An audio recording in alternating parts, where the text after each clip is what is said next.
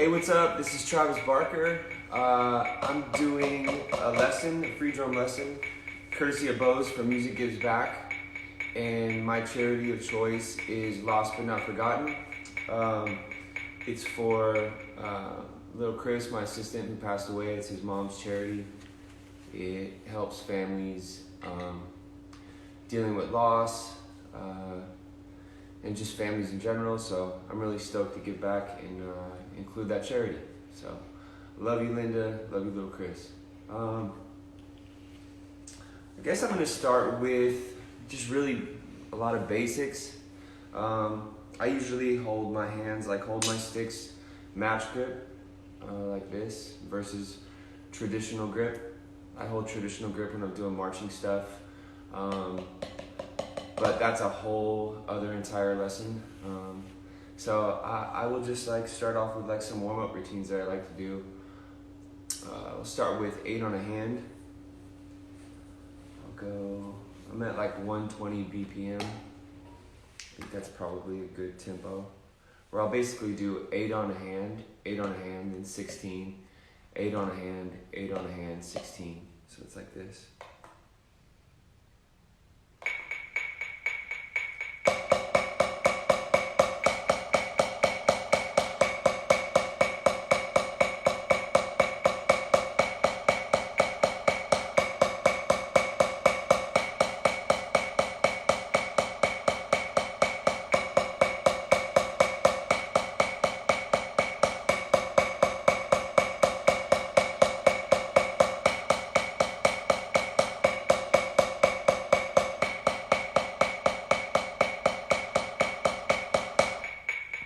Now a little bit faster, and that's kind of the goal with these things is if you started drumming today and you write down the BPM, okay, I started the first week going 120 BPM.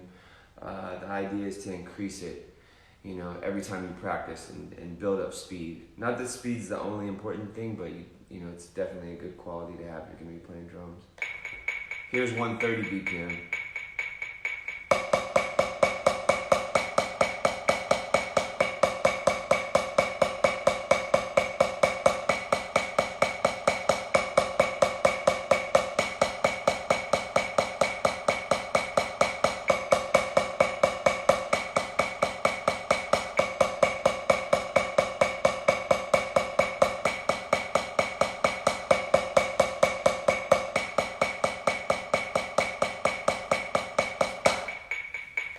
Okay, so I'll go up another 10 or 20 BPMs. I feel like this is a good exercise because it helps build up speed. As long as you're doing full strokes,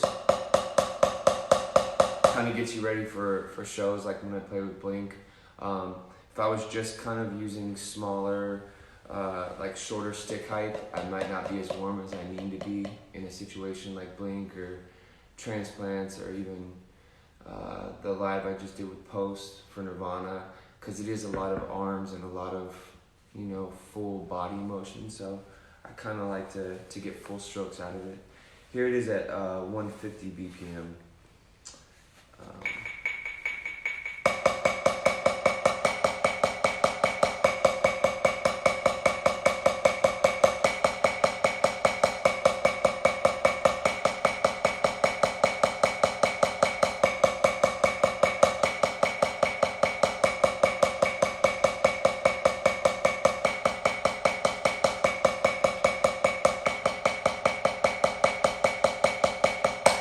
Go up to 170.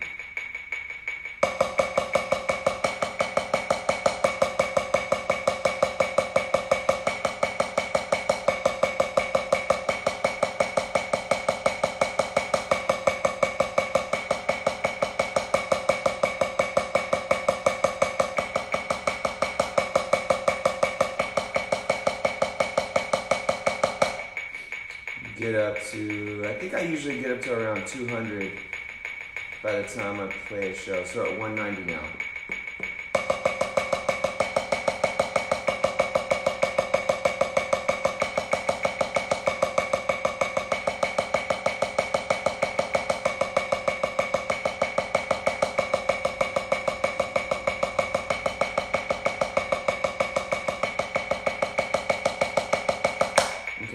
200.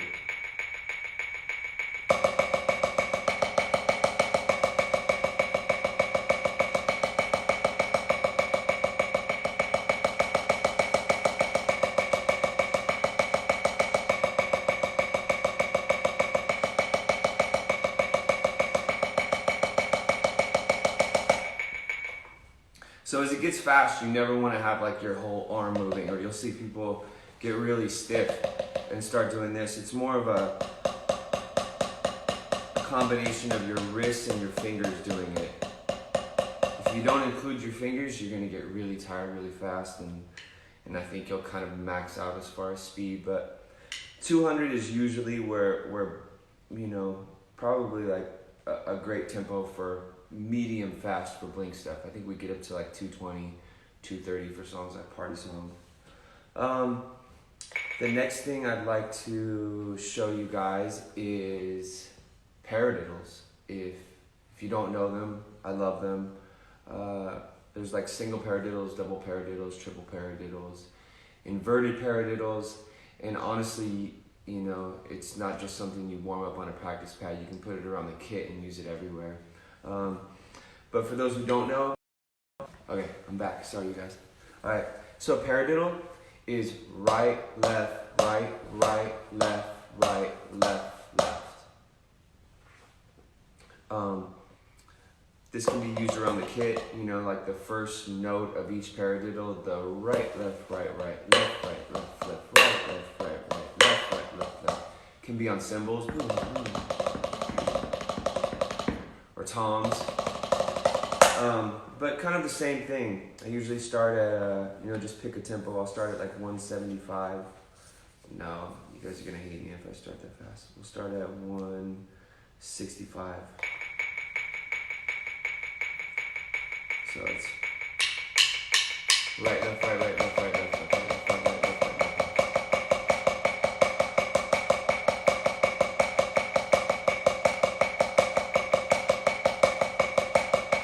Fast, like double time it is.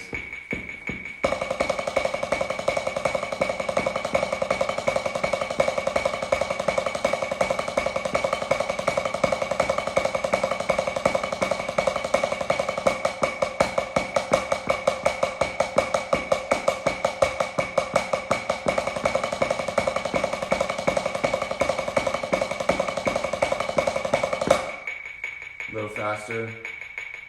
We're gonna go up to like 190.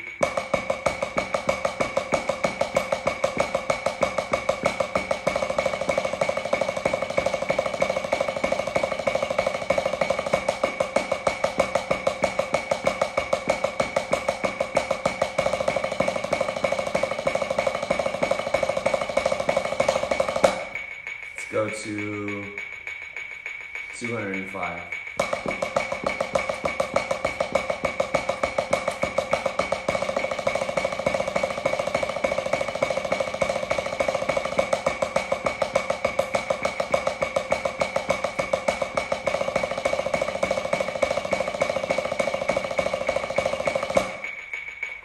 So I'm also a big fan of starting things with the opposite hand that you usually lead with. So I guess like my whole goal in drumming is making my right hand and left hand even. So in a perfect world, any of these rudiments, I also like starting just with my left.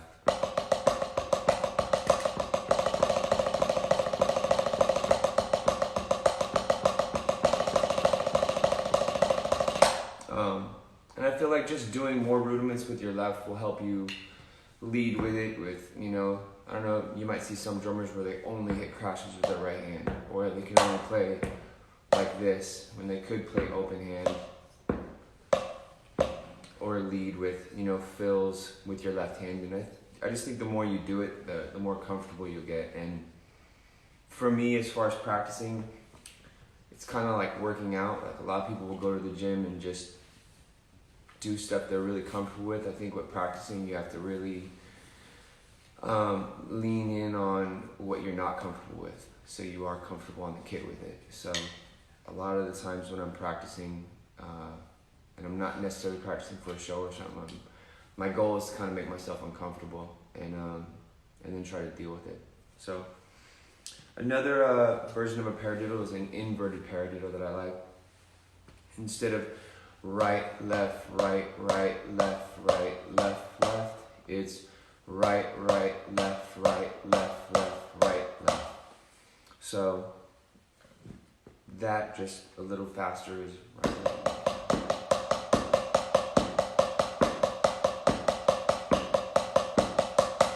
Right, right, left, right, left, left, right, left.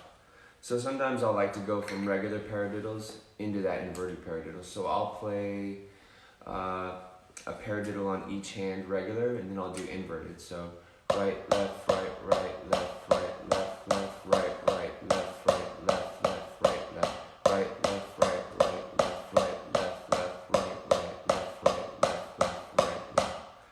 A little faster.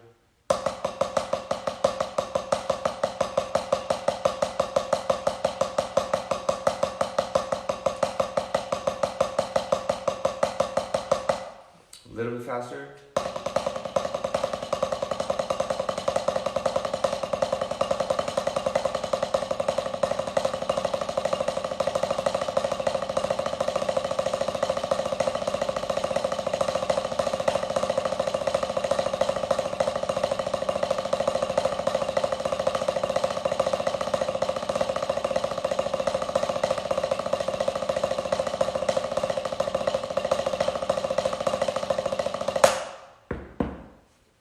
All right.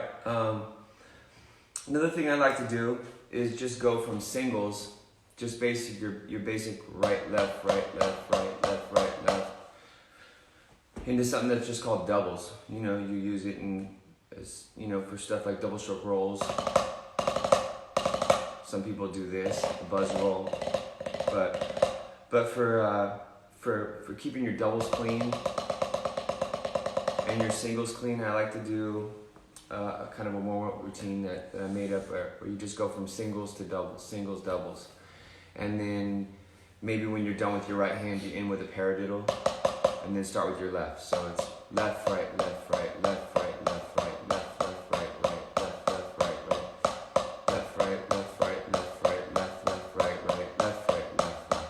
So paradiddles are awesome because when you put them at the end of exercises or warm-up routines, it automatically ends you back on your right hand, your opposite hand. So once again, kind of giving both hands a workout. So you can kind of put the paradiddle at the end of the exercise whenever you feel like changing to the left hand, starting with the left hand.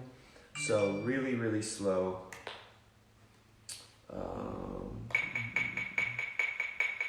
Set like 150 BPM. So I'm gonna do like singles into doubles. I'll put a paradiddle at the very end of it, just so I can then start with my left hand. So it's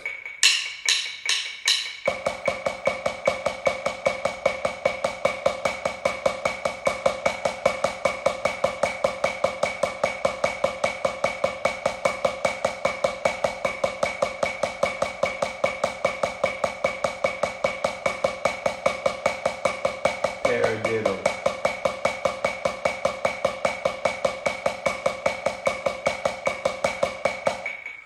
A little slower, I realized I started kind of fast. Right, left, right, left, right, left, right, left, right, left, right, left, right, left, right, left, right, right, left, left, right, right, left, left, right, right, left, left, right, left, right, right, left, right, left, right, left, right, left, right, left, right, left, right, left, right, left, left, right, right, left, left, right, right, left, left, right, right, left, right, left, left.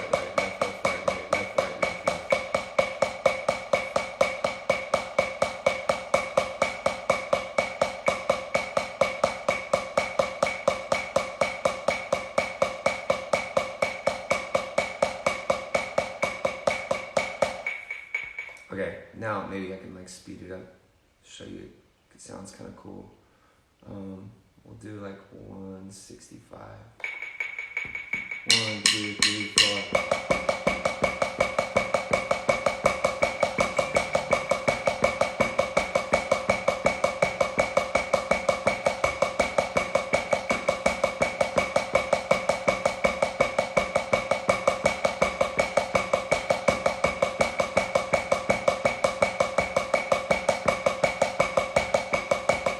A little faster, or like 180.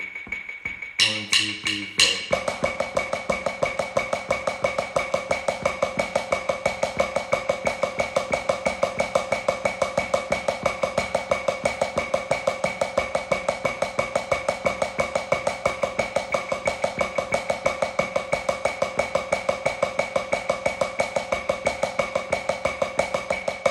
go 200. 1,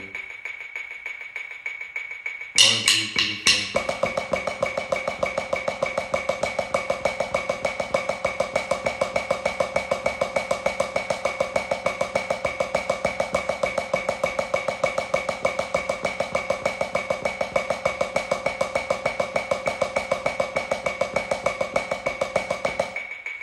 So like that's a good variation to get back and forth from starting with your right hand to your left. But as you're getting comfortable with it, I would say just hit singles into doubles, singles into doubles, singles into doubles without stopping. So fast at this tempo would be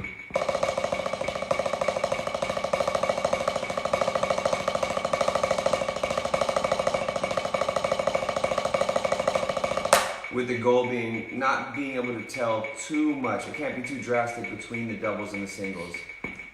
And then starting with your left.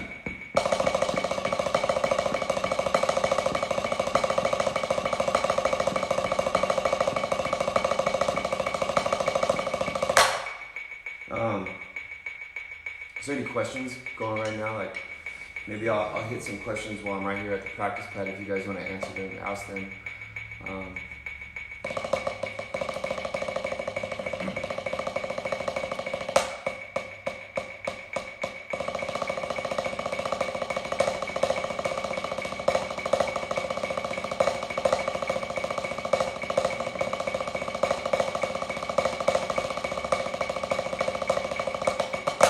So right now I'm just kind of doing singles, doubles, into paradiddles. That's another variation that could be kind of cool for your hands. So I'll hit like singles first, doubles second, and then paradiddles. And then that same kind of repetition over again. 1, 2, 3, 4.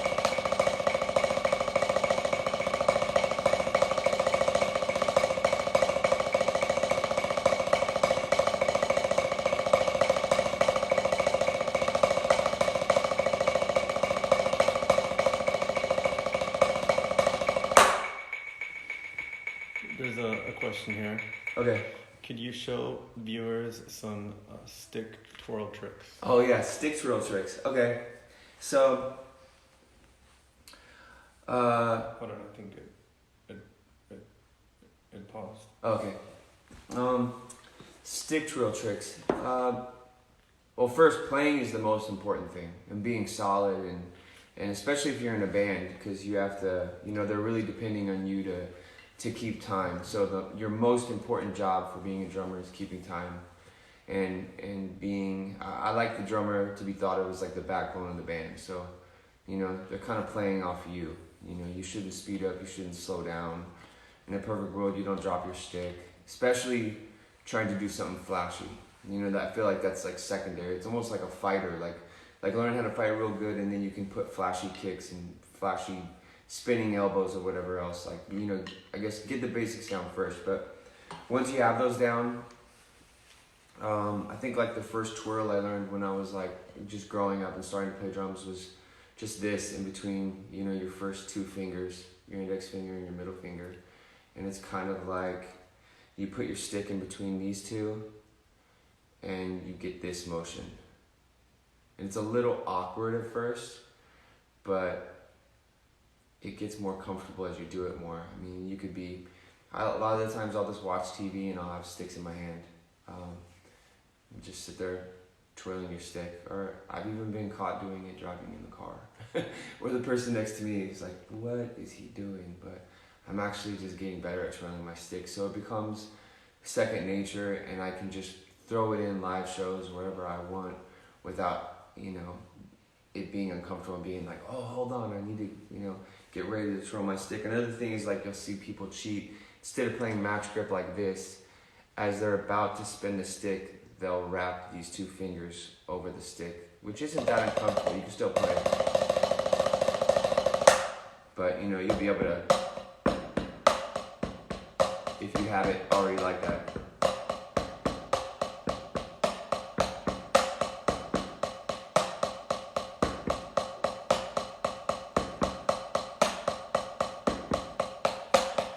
There's also some people that spin this way, and then some people that spin this way. So it's just, I guess, how you feel more comfortable. And also, going back to the very first exercise we started with 8 on a hand, once you get the spinning and the twirling ready, you could do 8 on a hand, and while this hand isn't doing 8 on a hand, this hand is twirling. While this hand isn't doing 8 on a hand, this one's twirling. You could be...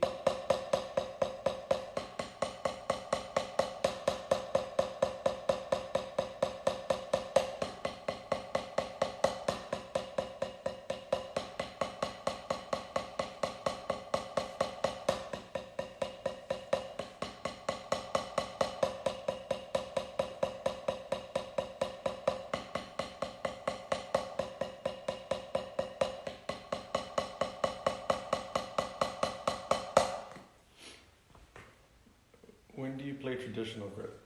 Okay, so I grew up playing traditional grip. Someone asked this question.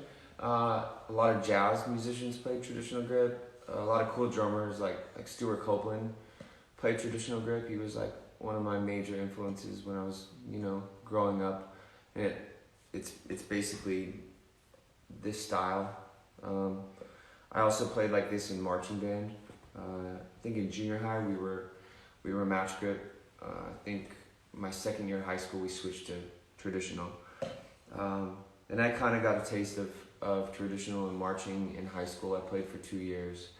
And then I really, really, really got into it a few years back when I started working with Ralph Nader and Harvey Thompson.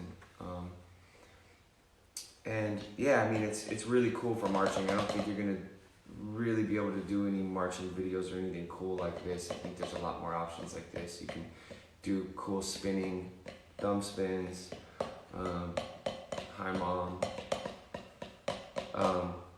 And it's just really fun. It's another way of playing the drums, and I think it just helps, create and develop your style. Not to say you can't play drum set like this. Some people can, and if you do and you master it, you look really cool. And I don't know, it's really fun. But I think I've played drum kit for so long, match grip, it just makes sense. But I'm sure any of you guys that follow my Instagram or my YouTube, you see me do a lot of videos of marching stuff, and I play traditional.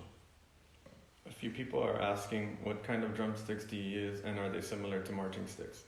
Okay, here, will you grab me one of those? Yeah. So these are my sticks that I designed with Zildjian.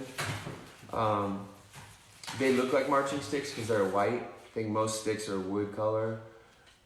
I loved marching, and it had such an impact on me, and the competitiveness and the chops involved and the discipline in marching was something I really, really loved, and I never let go of. And I think when it came time to design my sticks, I was really inspired by my years of marching. So these are my sticks right here. These are Zildjian, just my signature sticks. It's my favorite stick ever. I tried playing like smaller sticks at one time. I tried playing lighter sticks. These are my sticks, and I love them.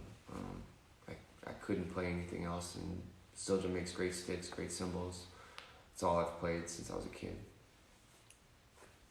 Any wrist wrist exercises or stretching that helps you before playing or practicing? Okay, so someone's asking about stretches or like wrist exercises before playing. So once again, going back to like marching, this was a really popular one. You basically hold the sticks like this in your hand. You'll grab this wrist, and you put them both like that. And it kind of like stretches your forearms.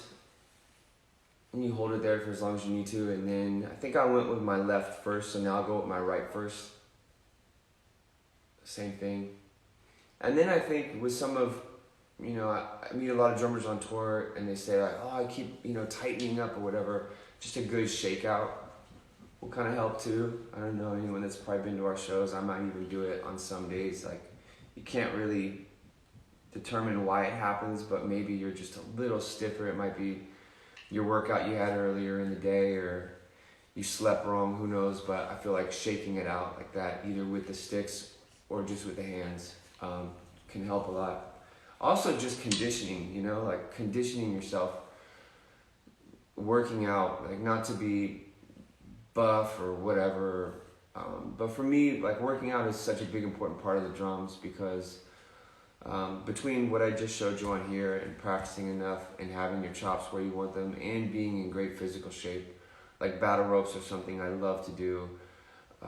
So when you are on stage or when you are playing with your band, any ideas that come to you and things you want to try, you're able to. And you're not going to be like, oh, I'm going to get too tired, or my hands aren't fast enough, or I'm not used to starting with my left hand. Just getting rid of all the kind of situations that might make whatever you're trying to come up with in your head harder. The idea is like to be able to think of something and execute. So yeah, like, having being in great shape and just exercising and having your stamina and your hands ready to go. Leading up to shows and tours, I play at least a few hours a day, just so I am ready when I get on stage.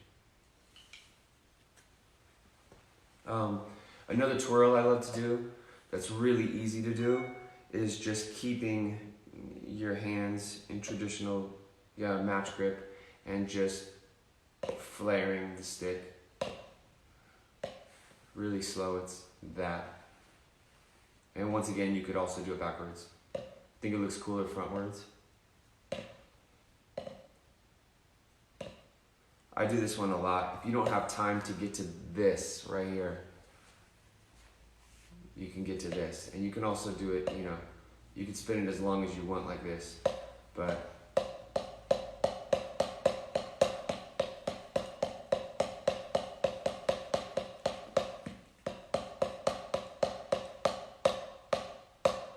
so this can be used too when you go to hit cymbals.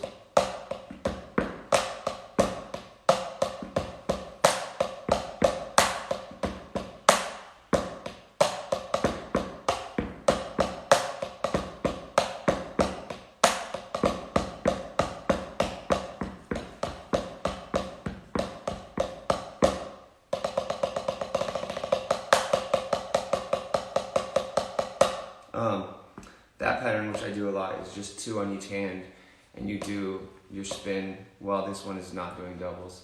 While this hand's not doing doubles, you do your flare. So you just practice going from like a slower tempo, to a quicker tempo.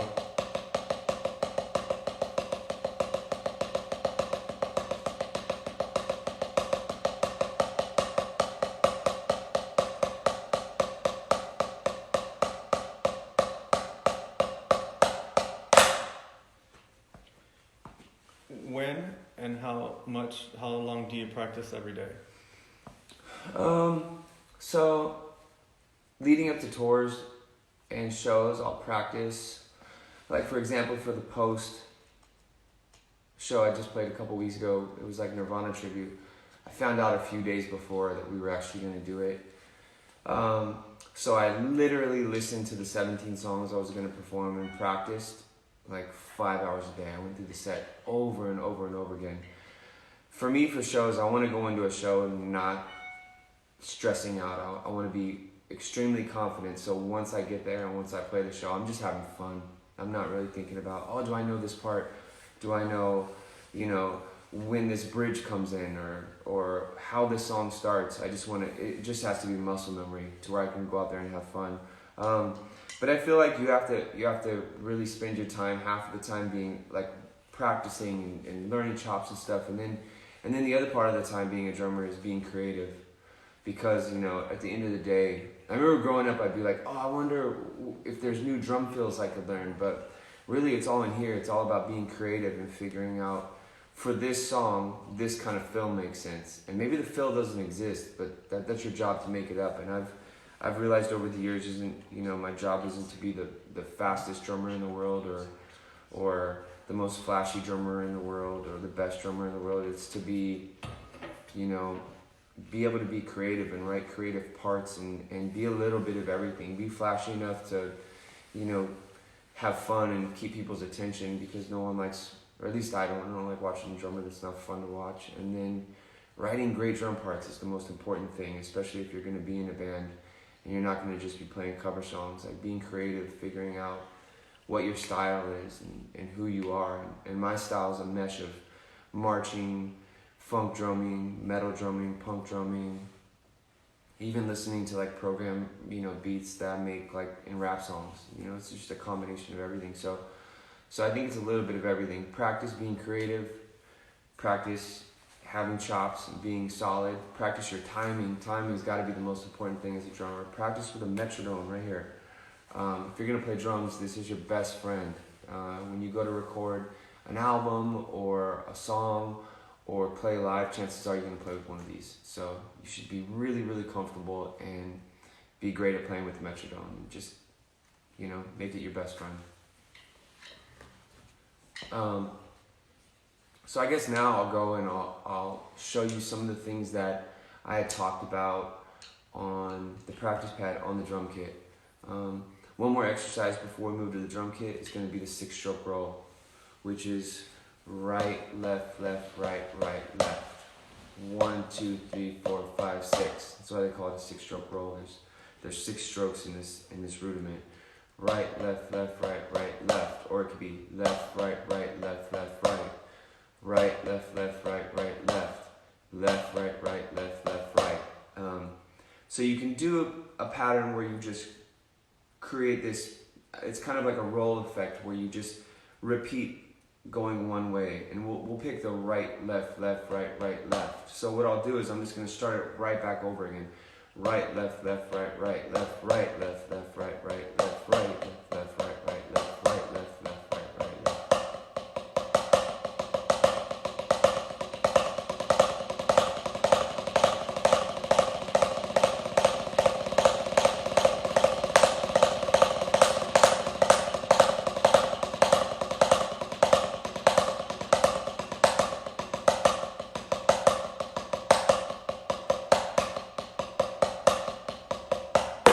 So if you notice the accents, when I get over to the drum kit, I'm going to put those accents on toms, I'm going to put them on crash cymbals.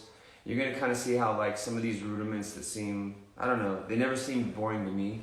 I always love just figuring them out on a practice pad, but applying them to a kit is the most fun, because I know when I was a kid, the last thing I wanted to do was just stay on a practice pad, but a lot of these rudiments have a really cool place on the drum kit too. So I'm going to move over to the drum kit now, kind of show you some stuff on there.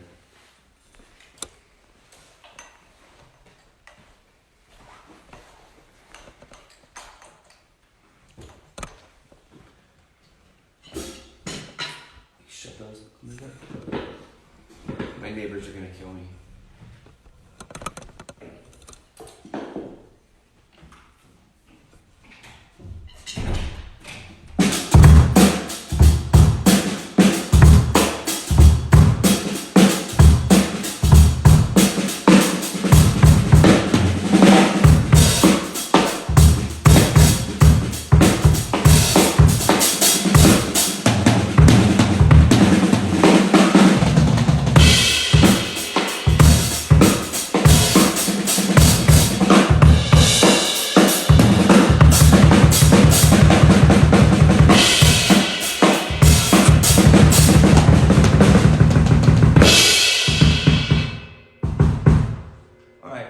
So, you guys are all good? Alright, just getting set up, moving from practice pad to the kit.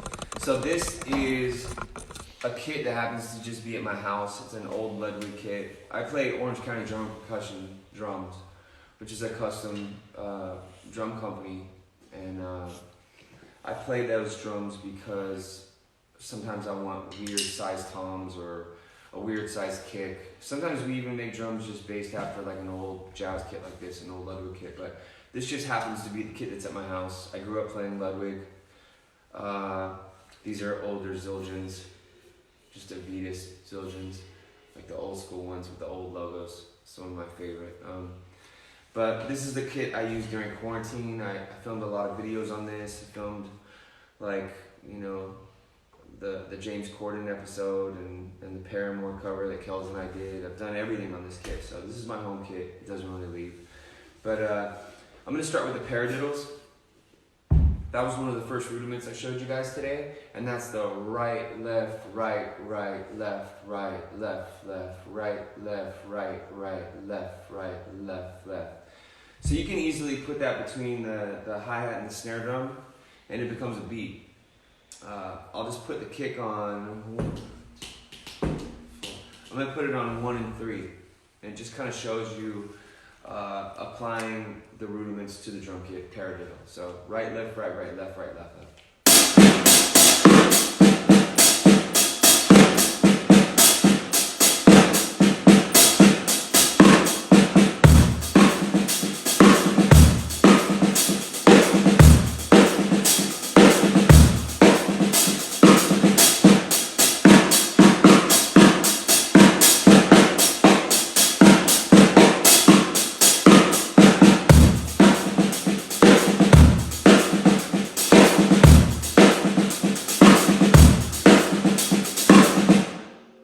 That was paradiddle the first time I was just playing it at halftime.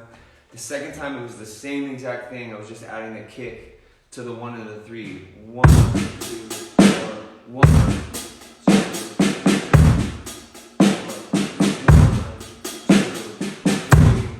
It could also be counted 1, 2, 4.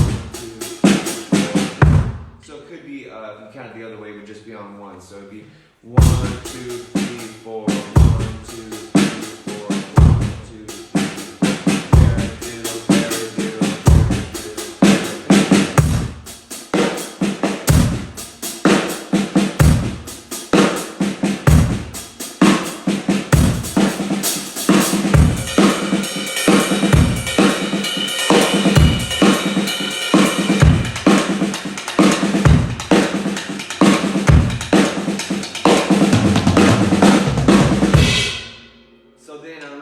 but like coming out of that little groove, I just applied the paradiddle to the toms and stuff. So you could also, instead of just doing it between hi-hat and snare, you could apply it where I'll put the first accents of the paradiddle on the toms or the cymbals. So right, left, right, right, left, right, left, right, right, left,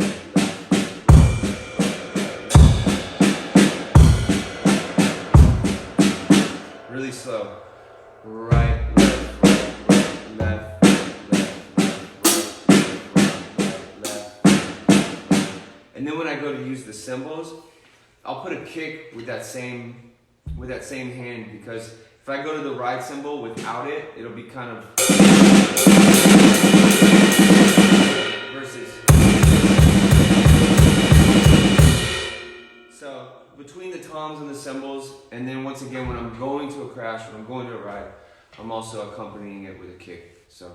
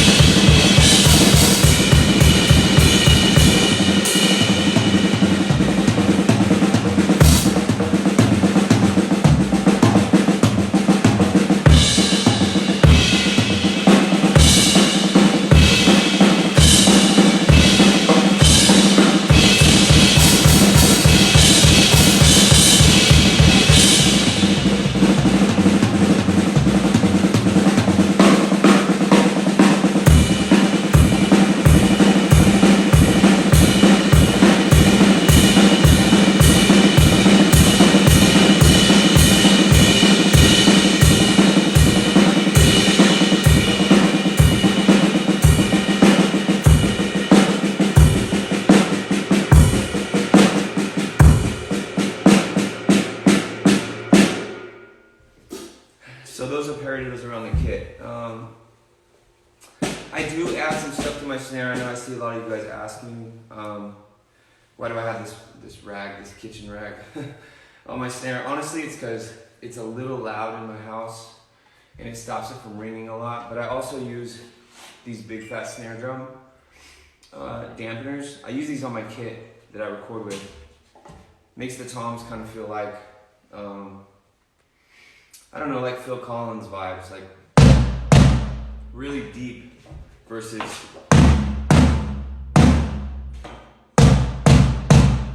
this is actually for a 12-inch drum, and I have a 13-inch drum here, so you might see it fly off. But and honestly, it keeps it a little quieter and keeps it muddy. I like my practice and rehearsing conditions to be a little grimy and uncomfortable, and I don't know, make me work harder versus, I don't know, it being easier and playing on something that's easy to play. Sometimes I'll even put really big crashes up and really big hi-hats, and then go to my actual kit that I'm going to be touring with, and it'll be a little bit smaller, and I just think it helps develop your speed. One more thing I'll go through, because I guess they're telling me I got to wrap it up soon, is also the 6-stroke roll in the kit is one of my favorite things. I use it in a lot of songs, and that's that rudiment that was right, left, left, right, right, left, right, left, left, right, right, left, right, left, left, right, right, left, and the same thing. You'll just put it over and over again, so it's a rolling effect. So you just keep starting over, and I'll put the first accents on the toms and on the cymbals. So really slow. It's right, left, left, right, left, left, right, right, left,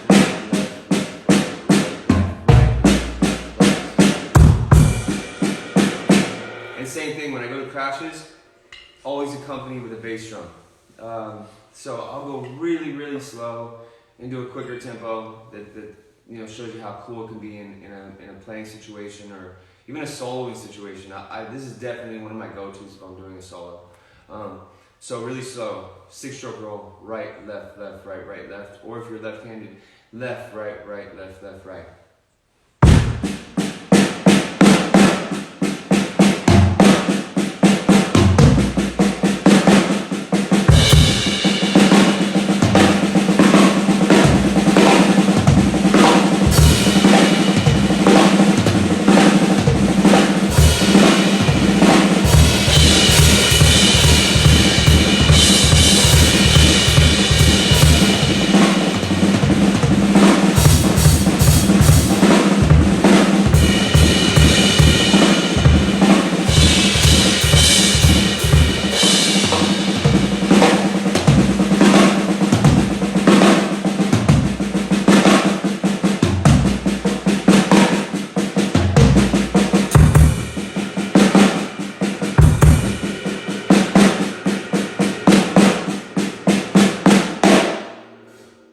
So that's the 6-stroke. Do we have time to take any questions from the drum kit if you guys want one? And then I'll wrap it up.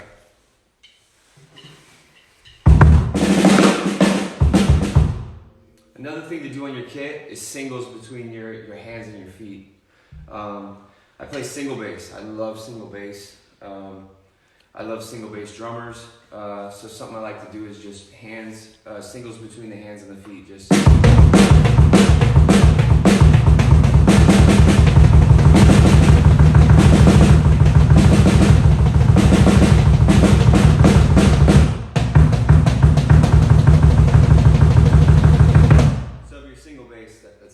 Another great one I'd like to leave with you. Any cool drum fills between hands and feet? Well, okay. Funny, he just said any cool drum fills between hands and feet. Yeah, there's a lot of cool drum fills between hands and feet. A classic one, like Barry Bonham, is 2 hands, 1 feet, 2 hands, 1 feet. Or you could also do, mix it up to where, you figure out if you're playing in just, 8 or 4 or whatever, and there's only 4 beats per measure, figure out how you can subdivide your hands and your feet within that measure. So it could be...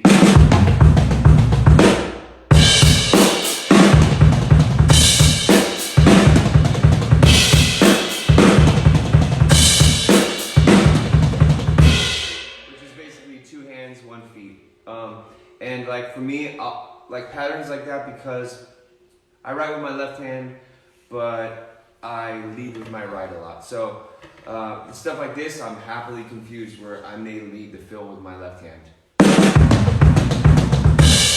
I might go. Because I've kind of gotten used to leading with either one. So that's a good one. Once again, 2 hands, 1 kick.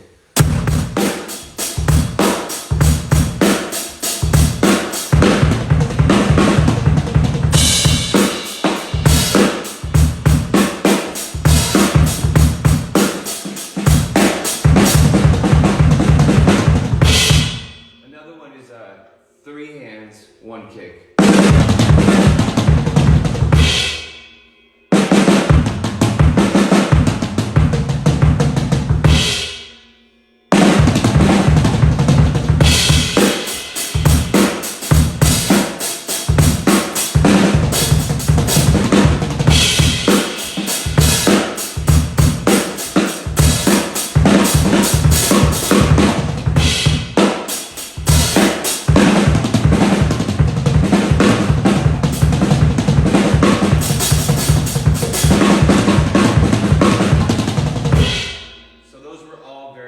Of 3 hands, 1 foot.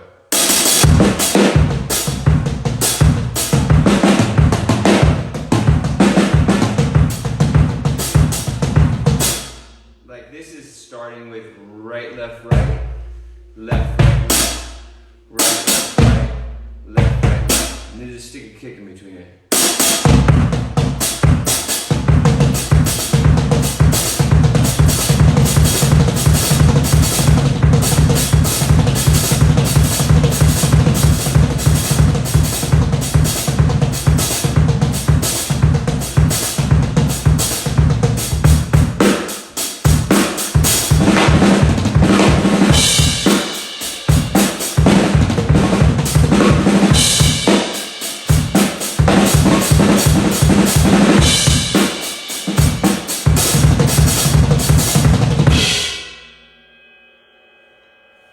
Cool, well, I hope you guys enjoyed yourself. This was so fun. I could honestly go on for hours, and they're stopping me. So, thanks again for watching. Shout out to BOSE. I love all your products. I've been using them since I was old enough to listen to music, which is awesome. And thank you for the generous donation for Music Gives Back. Keep drumming.